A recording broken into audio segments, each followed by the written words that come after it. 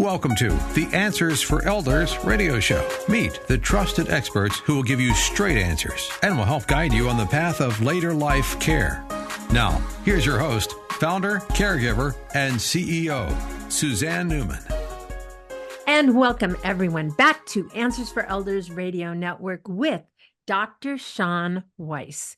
And certainly each and every one of us, as we are aging, sometimes we forget about a very important component of our health, and that is our oral health.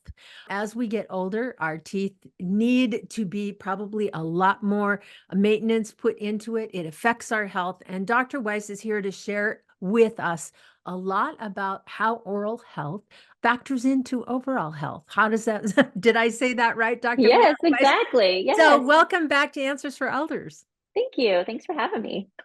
So I love this topic. I think it's important. I think a lot of us in our 60s kind of figure, oh, well, I don't have to work anymore. I don't care. It is what it is, right? Yeah.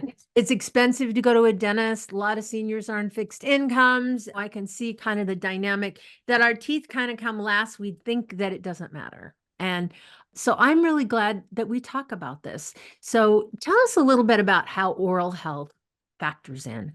Well, I've been a therapist for 26 years. And as I started over the last few years, developing more holistic, functional medicine type of protocols during my coaching, one of the things we're taught is, your mouth has its own kind of ecosystem. And it really does affect your overall health. I mean, it's kind of the start of the whole gut canal, right? Like what we're putting in our mouth. And there's a lot of indicators for that. But your ecosystem in your mouth has over 800, I mean, people might be grossed out by this, but it has over 800 types of bacteria, viruses, parasites, things like that, that some of them are, again, beneficial, that need to be there. And you want to, again, eliminate the ones that shouldn't be there. So people don't understand that, and especially gut health. I mean, when you're looking at gut health, there's such a connection with gut health and oral health as well. So I think having people be mindful of that, and outside of regular dentistry, like when you get your teeth cleaned and all of those good things, and you're trying to prevent gum disease, and some people might have dentures as they get older, and you're trying to prevent tooth decay, but there's so much more to it. And I think that's what, to think, oh, there's a lot of indicators that we can study in your mouth, right, that are predictive of your overall health. Yeah. So what do you find, before we get into the specifics, what do you find is most common with seniors and how they take care of their oral hygiene? Well, I think depending on the environment you're living in, right? I mean, you have a spectrum of older individuals. I mean, if you're very independent and you're living on your own still, or in your own home, or with a spouse, or are you maybe more frail and you're in a different setting? Maybe you're in a senior community, such as an independent community or an assisted living, or maybe you've had multiple health issues. So there's a different spectrum, but I feel that the people that are, again, more active, more independent, tend to pay attention to those things more. And certainly a lot of other things go into that. The social determinants of health. I mean, all the things you look at in terms of your environment, ethnicity, access to healthcare certainly plays a role in overall oral health. Yeah. I certainly can imagine. So tell us a little bit about, you talked about the oral ecosystem in the mouth. Tell us a little bit more about that. Well, if you have, do you brush your teeth? Do you smoke? Do you do tobacco? Do you not brush your teeth every day? Do you floss? Do you brush your tongue? I mean, I know I brush my teeth. I don't do the 3 times a day because sometimes I'm not here, but I definitely do it twice a day. Or if I've eaten something kind of weird, I'm always either picking or flossing or something like that. But if that's kind of left and it's not a priority, it can put you at risk for so many different things. It actually puts you at risk for obesity, diabetes, dementia, oral cancer, which, I mean, nobody wants to hear that, but No. cardiovascular disease, inflammatory conditions in the body, Wow. Wow. simply by not having good oral health. Right. And not to mention gum disease, which can cause infections and all kinds of things like that. That's part of it as Absolutely. well, right? Absolutely. And you'll see like more and more you'll, when I go to the dentist, they're kind of looking at some of these lifestyle factors, or looking at people more holistically, right? Yeah. Maybe somebody just has chronic teeth issues and they're coming in, but Yeah. are they investigating a little bit further? And they actually, you can find, more functional medicine based Mm-hmm. dentists out there now. And I think you're seeing more of that because there's Mm-hmm. such a connection Mm-hmm. holistically to your Mm-hmm. overall wellness with that. Right. Right. So obviously having these risk factors of oral health, obviously a lot of us have like crowns and fillings and things like that. So Mhm. what is involved in all of that in the mouth? Well, there's from in the functional medicine world, there's, we're really looking a lot into toxicity Mm-hmm. and exposure to heavy metals and toxins Mm-hmm.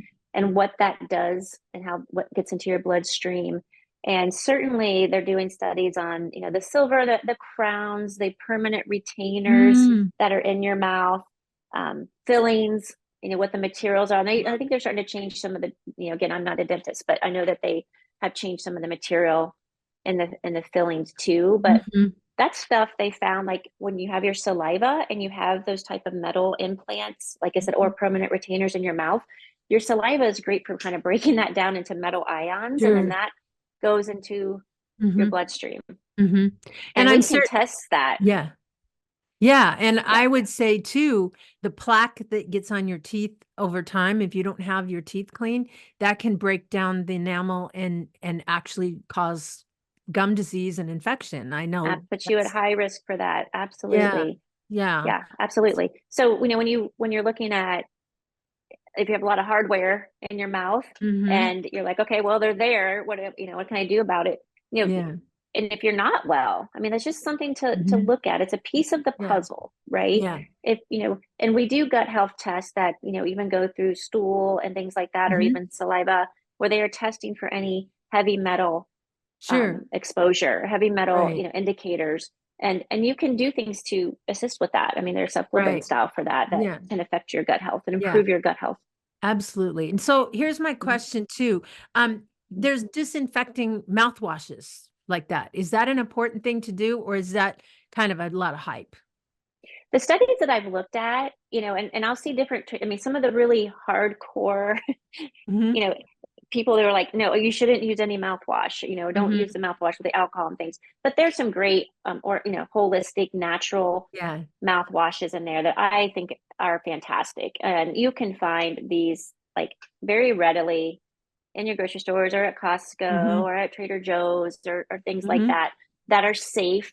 Um, Sure. and I would encourage people to do that, especially if you have dental issues. It's important that you're using anything that you can to Hmm. promote a clean, Hmm. you want the good bacteria in there, but a clean mouth. I mean, it's really, really Yeah. important. Yeah. So Yeah. if And the you're same with using a toothpaste. disinfecting, Toothpaste. yeah. So if you're using a disinfecting mouthwash, it will kill the good bacteria too. Isn't that correct? Mm-hmm. Mm-hmm. Yeah. That's why you see a lot of people are saying, okay, well, you don't want to just use your scope 3 times a day, right? And I Right. could certainly see that because, you want certain things present in that environment. Uh-huh. But everything that I see, and like I said, I'm going to refer people back to their dentist, or Uh-huh. if they have a functional medicine Hmm. doctor that they use Hmm. for that. But Hmm. um, I think some of the holistic products out there are just fine for Yeah, people to use. that's great. That's great. Mhm. Okay, next question. What about teeth Yeah. whiteners? We've talked about that before. Yeah, How does I'm a that teeth affect? whitener user. Yeah, and me. So, And yeah, so how does that affect yeah. the mouth and oral Well, I health? think you have to be careful. I mean, I know that, you can look at the ingredients. Some people have really Hmm. sensitive teeth. Hmm. And again, if you want your teeth white, that's more of a aesthetic, cosmetic type of Hmm. thing. But I know there's certain harsh chemicals that can break down enamel and things like Yeah, that. So yeah. I think when you're looking at a teeth whitener, whether you get that done Hmm. professionally I did try that many, many, many years ago. And I have such sensitive teeth that I was in pain for like 2 days because of what they put on there. So I can't do like the professional teeth whitening treatments like at the dentist. I have something that I use that is just a brush on thing. But I mean, when you get older, if that's something important to you, I would, like I said, consult your dentist and look at the ingredients on there to see if it's something that what frequency do they recommend you using it. And I'm going to bring up one other thing that I think is common, and especially baby boomers and older, is teeth grinding at night. That can be very devastating to break down your teeth. So that's something that you should pay attention to. And a lot of us don't even know if they grind their teeth at night. Right. And usually a lot of times grinding is associated with stress too. So, some people don't even know. Like I was told by my dentist, like, will you grind your teeth? And I'm like, no, I don't. Like, I'm not having any symptoms. He's like, I can tell on the imprints. It's pretty easy. It's pretty black and white, right? They can tell on the imprints if you are grinding your teeth, right? And that can cause it can cause pain. It can cause malalignment. And then that's certainly not good. But then that would go back to what's causing that. Is it stress related?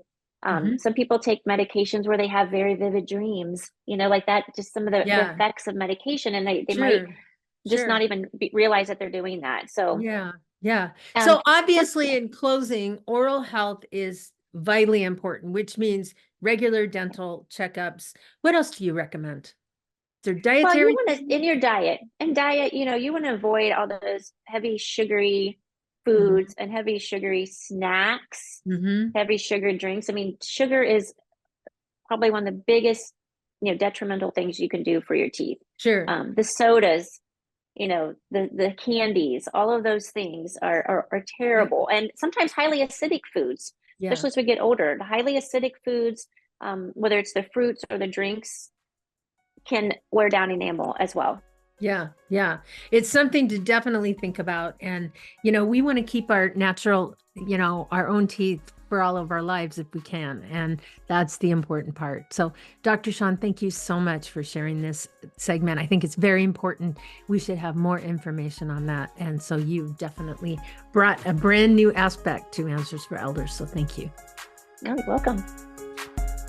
We at Answers for Elders thank you for listening. Did you know that you can discover hundreds of podcasts in our library on senior care? So visit our website and discover our decision guides that will help you also navigate decision making. Find us at answersforelders.com.